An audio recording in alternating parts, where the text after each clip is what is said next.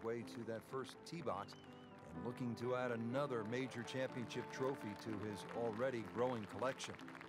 And Rich, there's no doubt both golfers will be nervous until they get that very first tee shot under their belt. The first tee shot is probably the most difficult because you've been thinking about that shot since the night before. Once you get that first shot out of the way, you calm down, you're a little more settled, you're not quite as anxious or nervous, and you sort of get into the rhythm of the round. You want to get off to the best start possible, and obviously that starts with that first tee shot. Well, here he is, Rory McIlroy, a past U.S. Open champion, about to tee off on what should be an historic day of golf alongside the beautiful Puget Sound.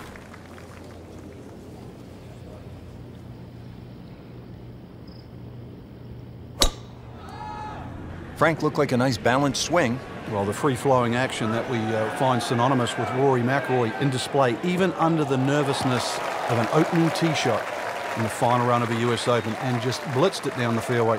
That one carried a long way, stayed up in the sky forever. Frank, tricky little shot from 145 for McIlroy. You'd imagine with a little bit of nervous energy, probably only a wedge though for Rory. Just something in between the flag and the bunkers on the right. Use the terrain of the green.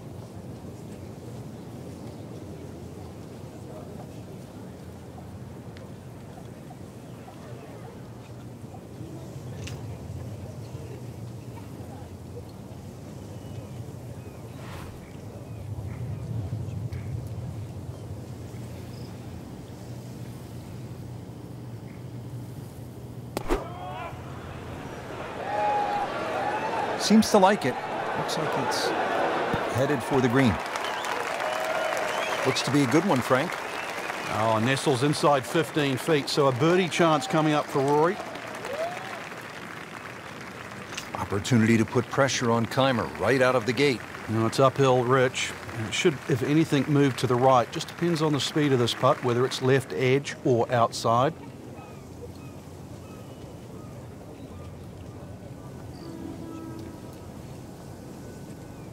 This would be a huge momentum swing. This one's for birdie.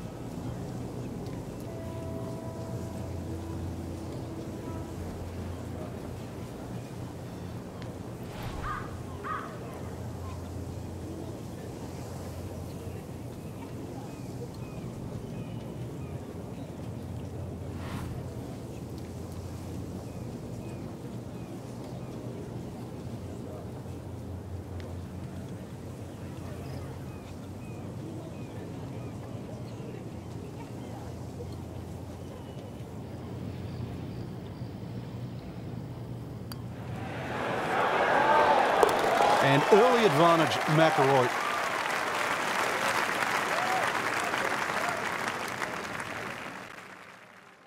I think making putts early in a round is very important. It sets the tone for the day and it gives you some positive momentum early. You see the ball go into the hole and it gives you confidence. You face a downhill putt at a US Open with greens that are as tricky as that, it just makes it even more difficult. I feel like you always face important putts no matter when it is, but obviously they're that much more important when, you know, it's the final round of a major. Now over to the second. McIlroy with a challenging downhill putt. And I know it's early, but this is the type of putt that can really generate some momentum for the rest of the day. Well, this putt's only 12 feet, Rich, but it's downhill. And because of that, it's going to be very, very fast. You're almost going to putt this like it's only about 8 feet long. Allow the speed of the green to take it the extra distance.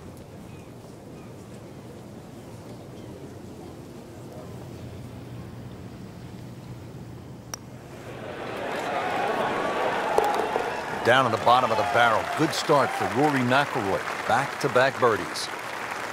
After an impressive drive, Rory just 165 yards out, faced with this uphill approach shot. It's going to play closer to about 175 yards, though, Rich, because of that uphill. So probably an extra club. But Rory, even though he grew up in Northern Ireland, where it's windy, is a naturally high ball hitter.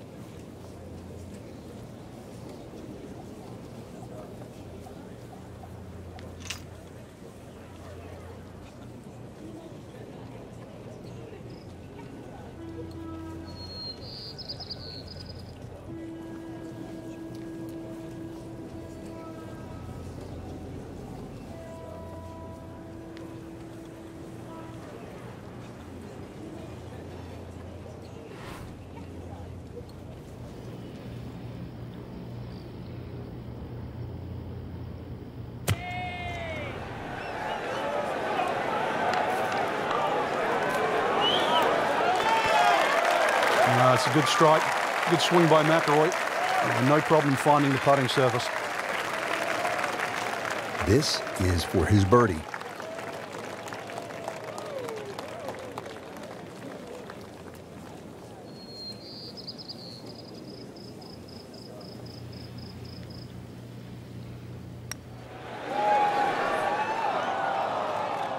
Just when you think you're going to make birdie, now have to really concentrate on this and at least make par. Rory McIlroy looking to take advantage with this putt.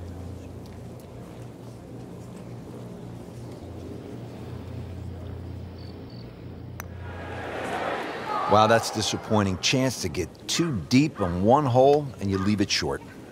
Well, the good thing is he didn't miss it, right? It didn't go past and miss. You get what I'm saying? Yeah. We'll never know. Okay. Still has a chance for birdie, too. Right, okay. I like that. It's a positive attitude. That's a bogey.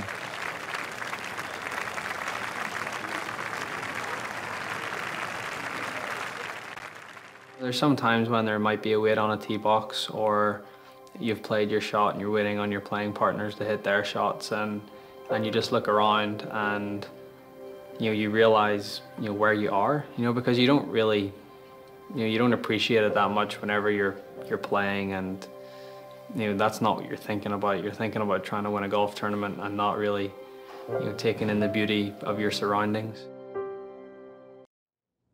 Rory set to tee off here on the long par 3 ninth hole, appropriately named Olympus for its high perch above the course. Really a stunning view.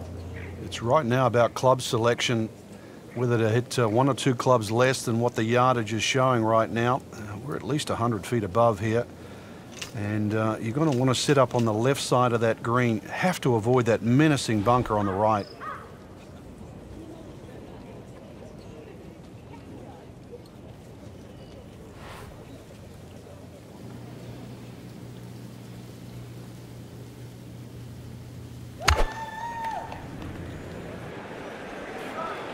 This is a good-looking shot.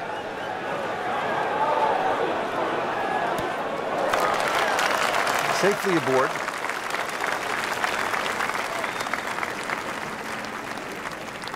He has a 12-footer here.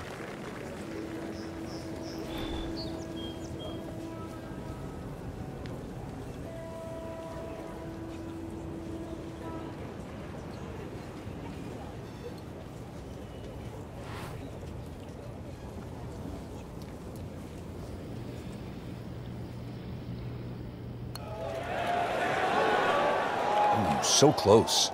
Oh, man. I just pushed it. Boy, that hurts. And getting ready for the putt.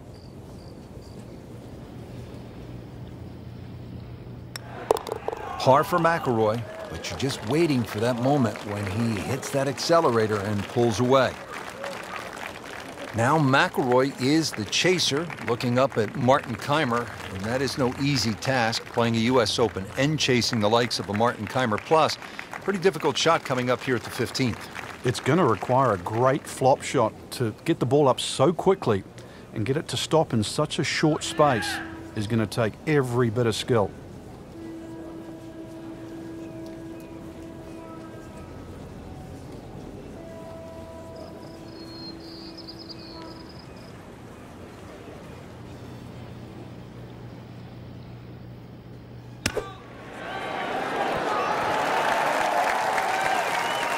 Solid play, heart of the green. Rich, you get that feeling if there's going to be a moment. I think that moment is now. Trying to clean this up, make his par.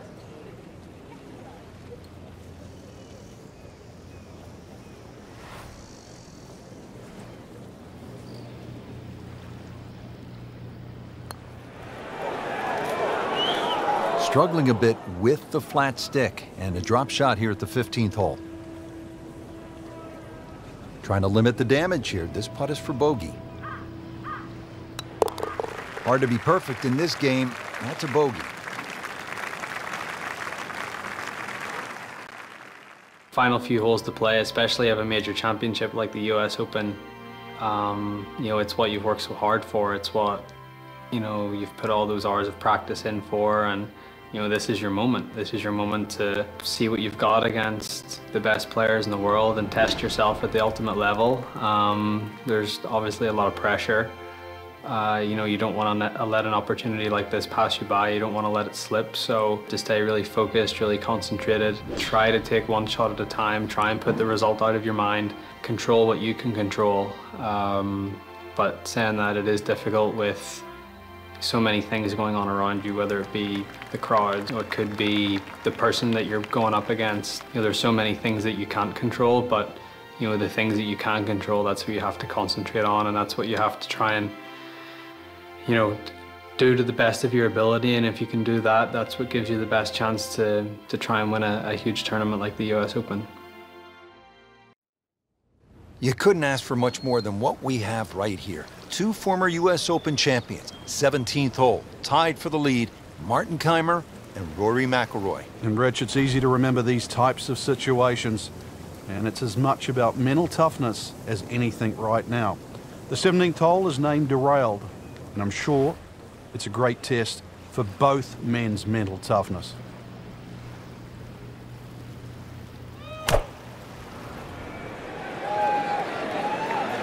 Should be pretty good right there. On the safe side. Didn't check, Frank. Yeah, just not enough spin on that, really. I mean, that almost like took that first bounce and just ricocheted forward.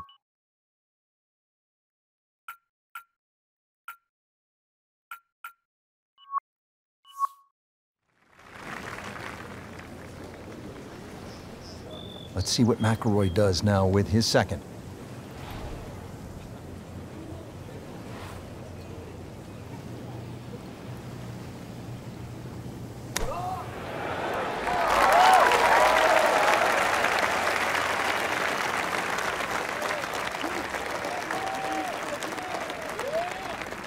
So McIlroy now just to clean up and stay even with Kaymer.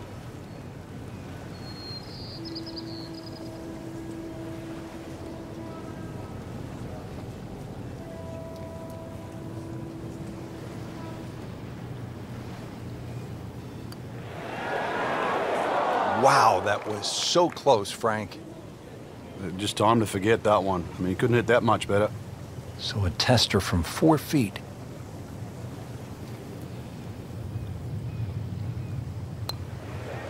And he makes it for a bogey here.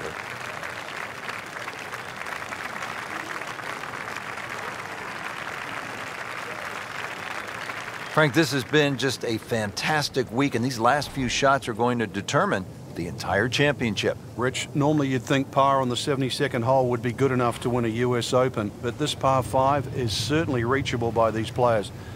Par, no doubt, will not be good enough.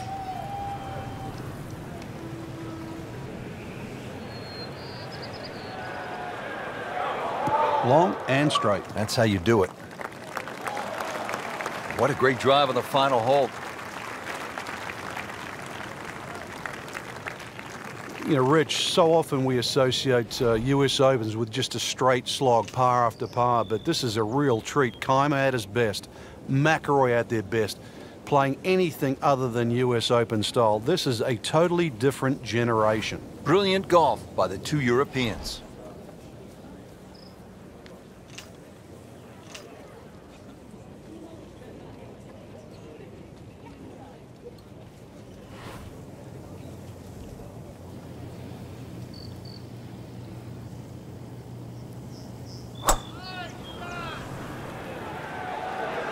This one doesn't look too good, Frank. There's a bunker over there, and it's heading towards it. Yeah, it's in the bunker.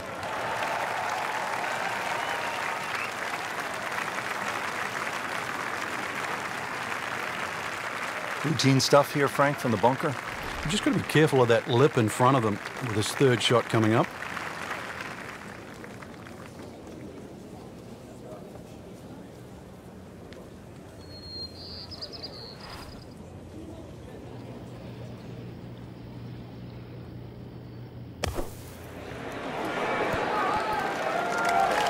Can still birdie the closing hole. McIlroy now trying to apply a little pressure to Martin Kaymer. This is for birdie.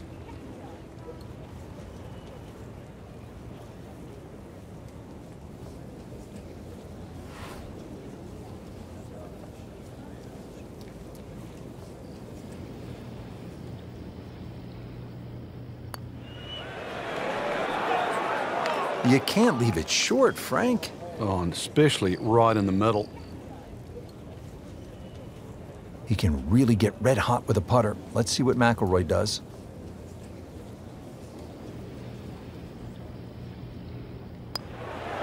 The door was open, but Martin Kaymer slammed it shut. Kaymer, the U.S. Open champion yet again. It came down to the final hole. Kaymer really put on a show. This will forever be remembered as one of the best finishes in major championship history.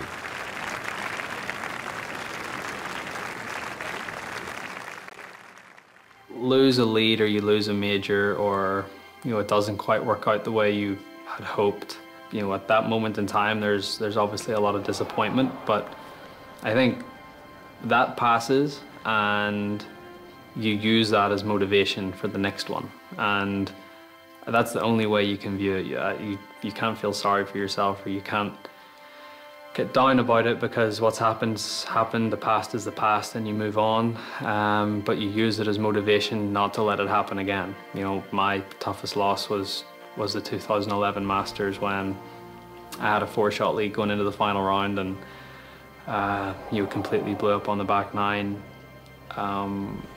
It was a very tough moment for me. It was very disappointing, but I used that as motivation to say to myself, that's not going to happen again. That's not the player I am. That's not the player I want to be. I used it in a way that 70 days later, I won my first US Open and my first major. So sometimes disappointments can be catalysts for good things to happen in the future, and it's just how you react to it. And I feel like, if you react to your disappointments in the right way, they can be very beneficial.